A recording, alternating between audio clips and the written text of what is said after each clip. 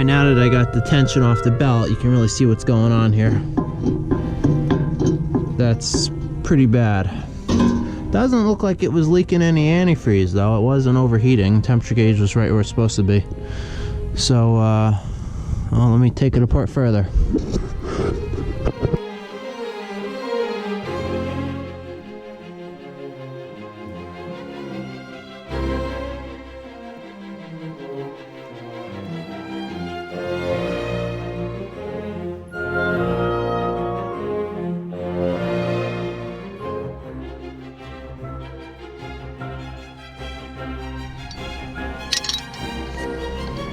Okay, my dad and I just finished getting this all apart. So here's the old water pump. Here's the, it was pretty tricky getting it out of there.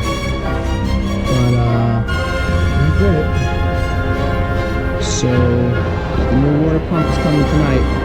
New manufactured one from Caterpillar.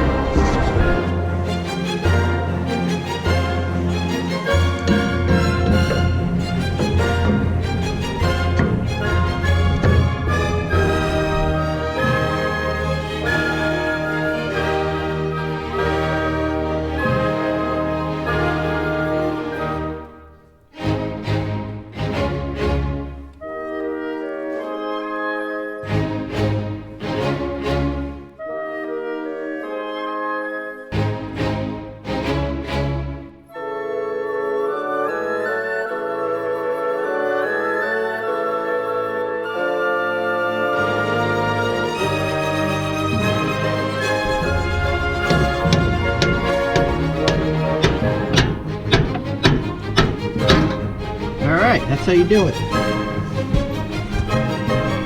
All the fan bolts are now tight and the water pump's installed. So now it's time to slip the belt over and just put it all back together.